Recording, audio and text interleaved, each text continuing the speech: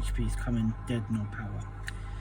And so obviously it started off DC in, we'll make sure charging port's good, 20 volts coming in.